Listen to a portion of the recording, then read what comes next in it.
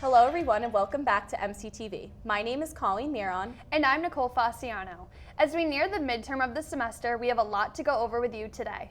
To begin, Austin Hall Chapel renovations are now complete. The new design includes more comfortable seating for worshipers and a more flexible space for hosting events. Construction also started for the Collegiate Church of Christ the Teacher, which will convert the basement to a student hangout space with a bowling alley. In other news, a full-time comfort dog named Mary just joined the Merrimack College Police Department to provide support to the Merrimack community during police encounters.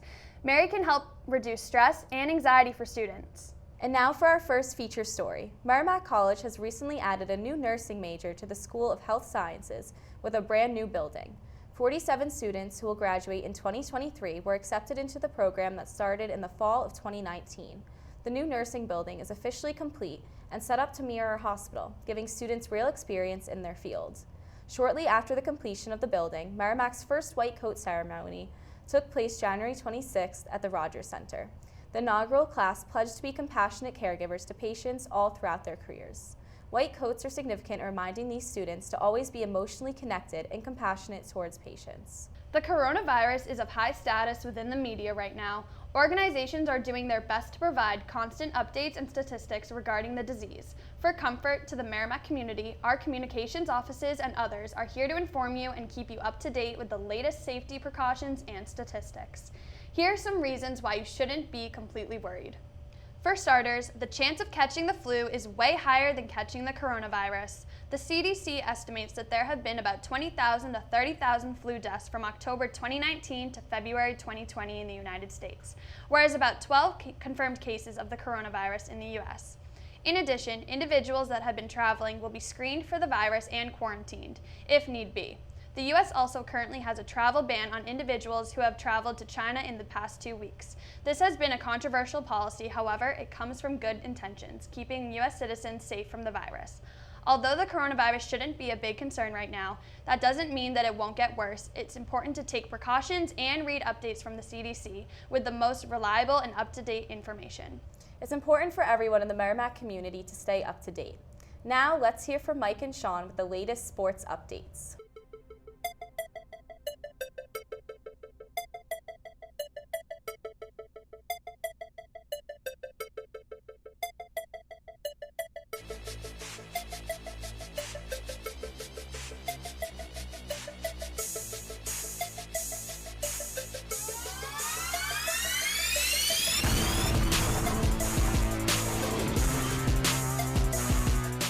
Hello everyone, welcome back to MCTV. I'm Michael Gage. And I'm Sean McAvoy. To start things off, let's get right into the Merrimack sports recap.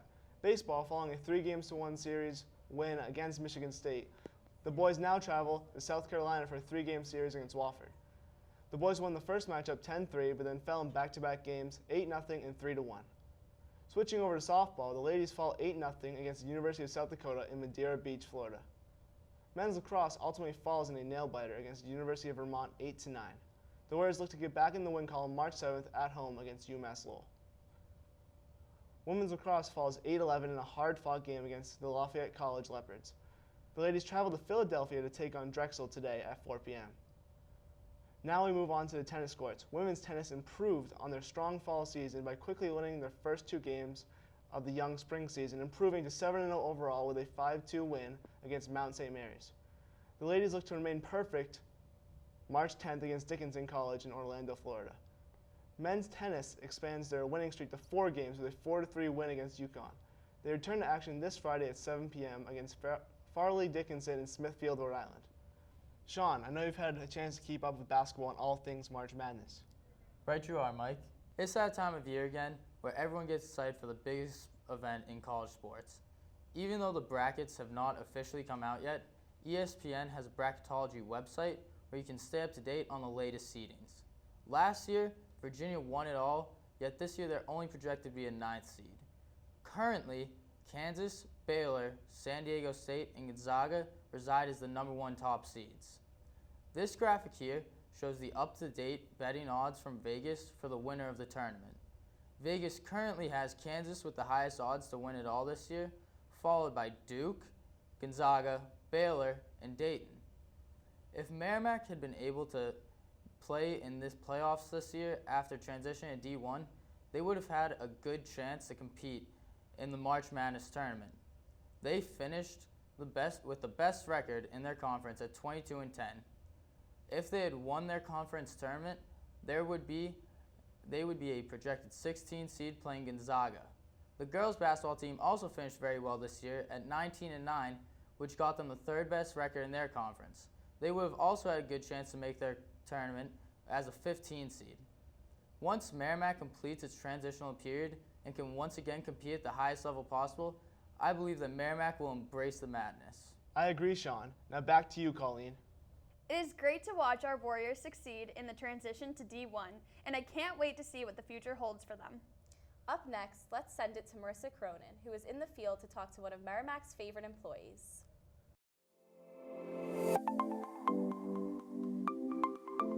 I'm Marissa Cronin, and I'm here with Yermeen, and we're going to do a quick interview. Yermeen's one of our favorite gen workers here at Merrimack College. Thank you. So, tell me a little bit more about yourself. I'm from Puerto Rico, and I enjoy working here in the Merrimack College. So many special students here. I have fun working here. What's your favorite part about working here? Making the students smile. It's what I love. And do you have any special talents that students don't know about? I'm really good at boxing. At boxing? Yeah, it's my favorite sport. Do you box when you're not on campus so often? I practice boxing. Yeah, it's awesome. And also I like writing music. Really? Yes. Are you a good singer? I rap. You rap? Yeah, but I don't have good voice. Can you rap for us on camera right now? Super quickly?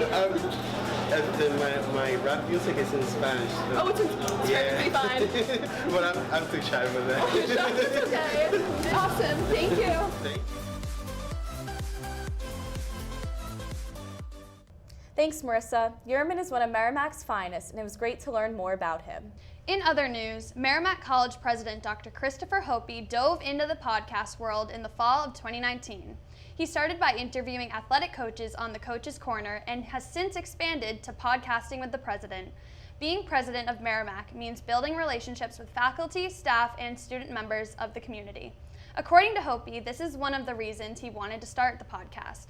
He says, "I found myself having less and less opportunities to get to know the people of Merrimack more deeply about their interests. I wanted to develop a way of highlighting faculty and our coaches and eventually alumni as a way of spending time with people." Hopi also does another short podcast recognized as Merrimack in a Minute that updates listeners on all things happening at Merrimack in just 1 minute. He mostly covers sports but has also covered campus happenings including the new nursing building. All episodes can be listened to and downloaded now by searching Merrimack Podcasts. At one point, podcasting with the president appeared right down the hall in the WMCK studio. Our very own Chris Dolan had the opportunity to sit down with the radio station's e-board to hear more about WMCK. Hi, I'm Carrie. Hey, this is Aiden. And this is Panda, and you're listening in to WMCK on TuneIn.com.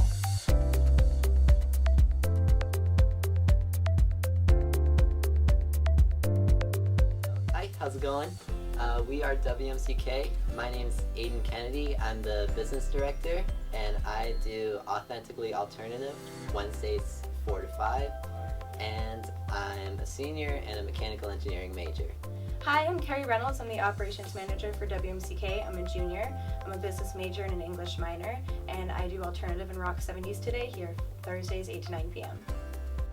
Hey, what's going on? My name's Andrew, but mostly everyone here at the radio station calls me Panda. I'm a junior here at college, and I'm the current general manager of the radio station. My show is called Pandemonium, and it's a wide mixture of hip-hop, pop, mix, just a bunch of different stuff.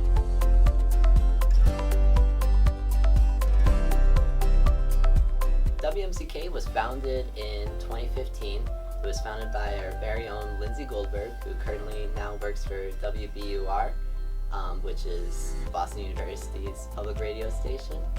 And I think what's really awesome about this station is that it is entirely student run. So, you know, we have DJs that are students, faculty, staff, but at the end of the day, it's run by students. So it's really just a place for, you know, anyone to just kind of, express themselves, whether it's just in between class periods or just a place to share ideas or share songs.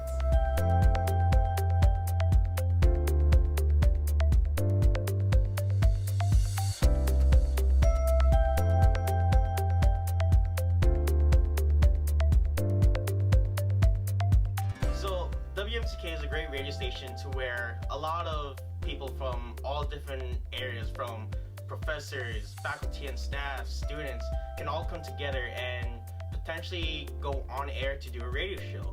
And what's cool about WMCK is that the radio station is a online-based radio station, so you don't have to necessarily listen to it on a frequency wave like in a car.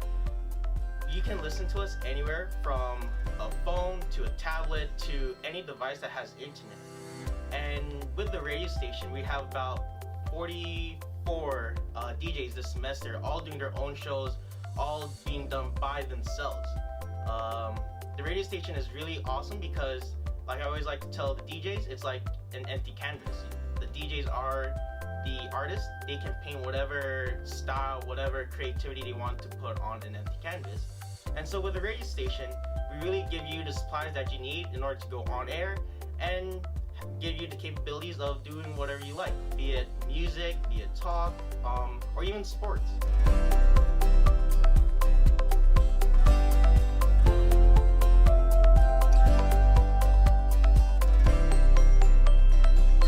I joined the second semester of my freshman year, so spring semester, mainly because I joined a lot in the fall semester of my freshman year because I didn't really know what I wanted to do. I really love music, I'm a musician, and I didn't really know what I could do on campus that involved that, so I joined literally I don't advise any freshmen to do this, but I literally signed up for every club at the involvement fair, which is cool because I got a lot of exposure to stuff. Somehow I missed WMCK though, so that's disappointing.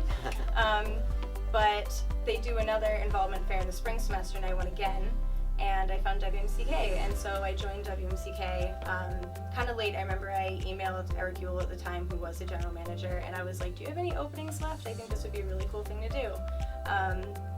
And so they did have openings and I joined, and I think my time was Wednesdays, 7 to 8, it's not that different from now. But it was really cool, and I just love the community here. The e-board at the time was great, the e-board now is really cool. And yeah, I just really loved that I could express myself in the music I loved, and my friends and family could listen, and it was a way to stay in contact with my family and my friends who didn't go to school here, and kind of express my music taste and share it with everyone.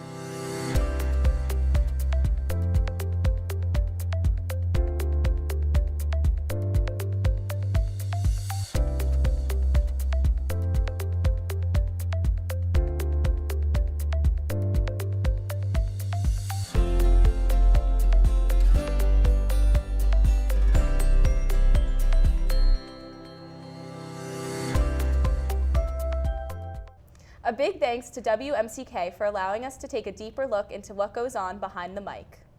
Now let's send it over to Nico Rubino, who has the January and February Merrimack College police logs. Nico? Bad boys, what you gonna do? What you gonna do when they come for you? Bad boys, what you gonna do? What you gonna do when they come for you? Hello everyone, here are some highlights from the January and February police log. On January 21st, a subject called to report an issue with no one stopping at the Route 114 stop sign. On January 29th, a subject called to report a delivery truck drove into the gate at facilities. An elevator alarm went off in Crow Hall where people were stuck between floors on February 3rd. Facilities was able to restart the elevator and everyone was able to get off safely. On February 9th, MCPD received reports of a guest attempting to fight an RA.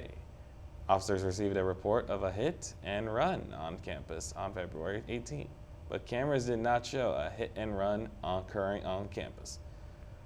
On February 23rd, students somehow became locked in a residential room. The Andover Fire Department was able to breach that door and let the students out. Finally, on February 28th, 2 students were reported to have walked out of the Warriors Den without paying for food. Now back to you, Colleen and Nicole. That's all we have for you guys today. From all our hosts, thank you for watching, and make sure you stay tuned for the next episode of MCTV. I'm Colleen Miron. And I'm Nicole Fasciano. See you all next time.